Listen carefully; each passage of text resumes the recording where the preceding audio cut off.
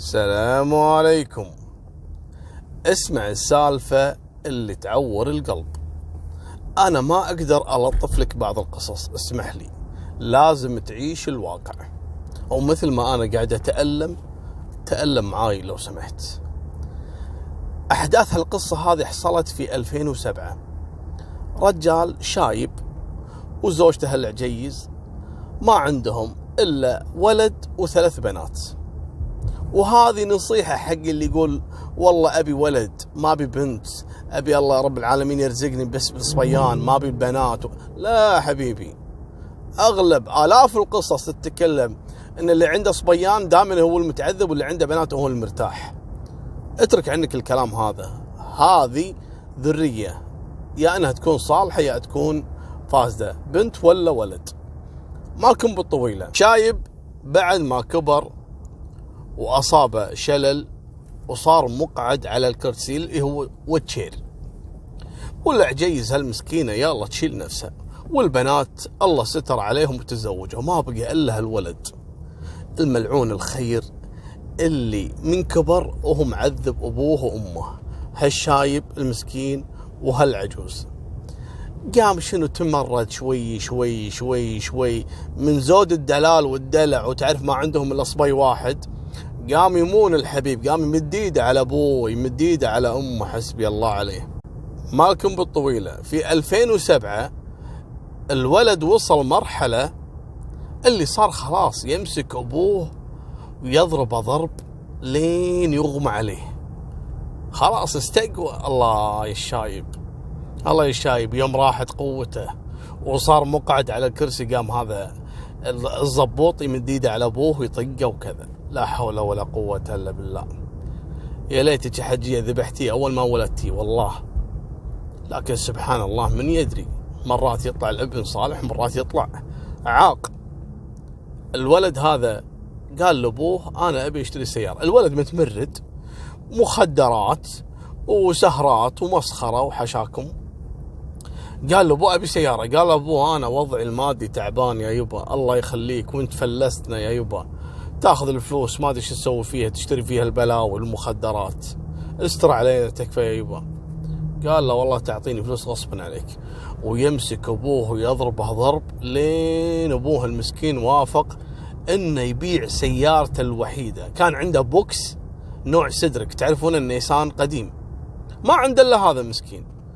قام باع السيارة وعطى الفلوس كلها حق هالولد هذا. قام راح شراله فيها زدكس، تعرفون الزد اللي يقحصون فيه، وطاير ومستانس. مالكم بالطويلة. بهاليوم هذا اللي اشترى فيه الزد وصار عنده فلوس وراح تعاطى وكذا، جاهم على وجه الفجر. الساعة كم؟ الساعة 3 الفجر. اصدمني ابو طلال تكفى. لا بصدمك، انطر شوي. جاهم الساعة 3 الفجر ومعاه جركل بنزين. تكفى لا تقولها يا ابو طلال. لا والله بقولها. دخل البيت وما في الا ابوه الشايب المسكين المقعد على الكرسي والعجوز، ويصعد عليهم طال عمرك ويكب عليهم البنزين ويولع فيهم، ويقفل الباب على غرفتهم وهم مولعين ويصرخون ويترجون فيه.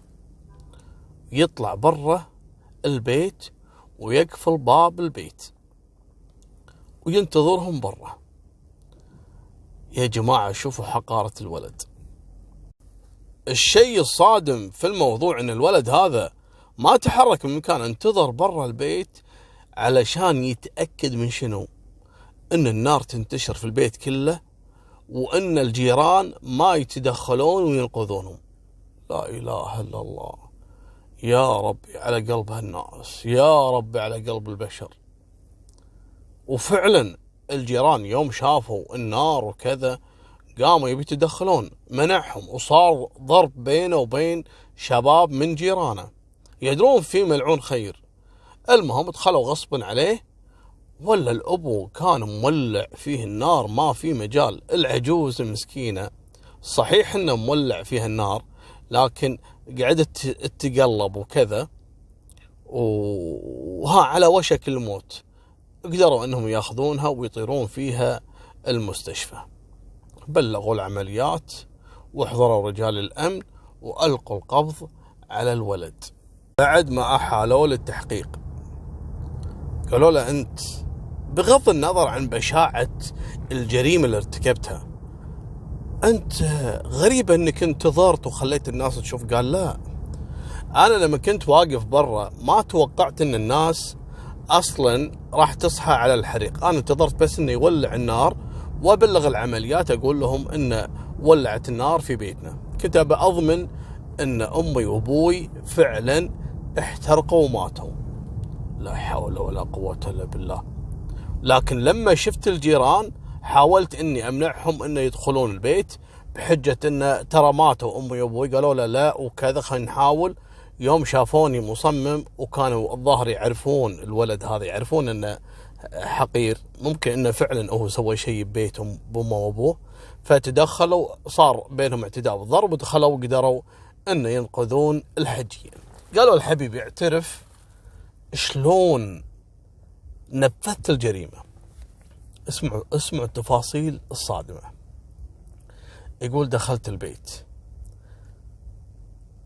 أنا يقول إذا دخلت البيت يفزون أمي وأبوي، يخافون مني.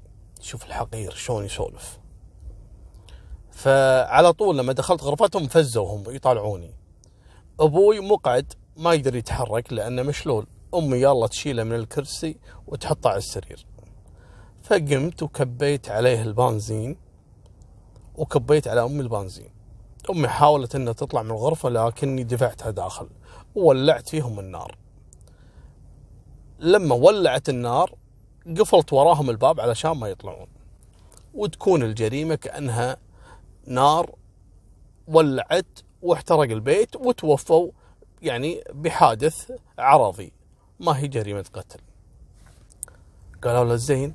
قال بعدين طلعت برا، ما توقعت ان الجيران راح ينتبهون، حاولت اني امنحهم اقول لهم لا ترى اكيد توفوا لا تدشون ويصير فيكم شيء، لكن بعضهم اصر انه يدخل وينقذون امي، ولكن لما شافوا ان ابوي توفوا اتركوه، ما قدروا انه يقربوا له من النار. جابوا منه يبي يعرفون حقيقة الولد هذا، متخلف ولا شنو قصته، اللي يقول متعاطي، اللي يقول كذا، يعني هل كان بكامل قواه العقلية ولا لا. استدعوا اخته هذه بطت الجرأة، قالت هذا ما هو إنسان، هذا أحقر إنسان ممكن يمر عليكم. هذا كان يعتدي على أمي وأبوي دائما ويطردني أنا وخواتي الاثنين علشان ما نرعى والدينا، ممنوع تجون البيت، يطردنا. وقبلها بيوم قبل لا ينفذ جريمته طرد أختي اللي كانت قاعدة مع أمي وأبوي ترعاهم علشان ينفذ جريمته. هذه الجريمة أصلا كان مخطط لها من فترة، لذلك أجبر أبوي إنه يبيع سيارته عشان يكون الفلوس بحسابه وبعدين ينفذ الجريمة. تبون المحزن في الموضوع؟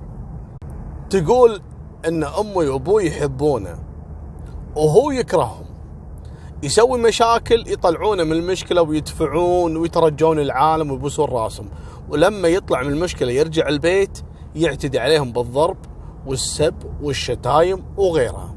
لما كنا نقول حق أبوي يا يبا هذا عاق روح اشتك عليه يا يبا علشان السلطات تتصرف وياه، يقول لا هذا ولدي وما يغلط وإن شاء الله يهديه وكذا. يقول أبوي كان يحبه حتى لو إنه كان يطقه، أمي كانت تحبه حتى لو كان يعتدي عليها بالضرب ويهينها. وترى هذا أكبر غلط أخذها من أخوك أبو طلال الحمراني. عندك ولد متمرد، خل السلطات اتفاهم معاه حبيبي، اترك عنك طيبة القلب هذه اللي ما لها داعي. إذا أنت كنت فعلا ما تقدر على ولدك عندك حل مثلين، إذا عندك إخوان عمام خلهم يتجمعون يمسكونه ويغسلون شراعه غسال، خلي يكسرونه، ما عندك مشكلة، يكسرون رجوله وإيدينه ويخلونه رجال محترم. ما عندك أحد يفزع لك، الله لا يهينك، أقرب مخفر وسجل عليه قضية إعاقة أو ابن العاق، هذا في قضايا كذي يشكلونها، وخله ياكل تبن، وكل ما يطلع اسجنه لين يصير رجال محترم، ولا أقل ما فيها أطرده من البيت. أطرده، خله يشوف الدنيا، عرف إن الله حق. لكن إنك تخليه يتمادى يصير فيك نفس ما صار بهالشايب المسكين هذا.